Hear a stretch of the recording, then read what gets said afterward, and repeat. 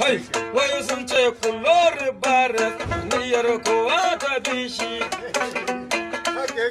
Wannan waka ce wannan ta mai gida namu Alhaji Audu Jika. Alhaji Audu Jika. Dan Allah ka taimake mu na ɗan kwambo na mutum dole. Idan Allah ya so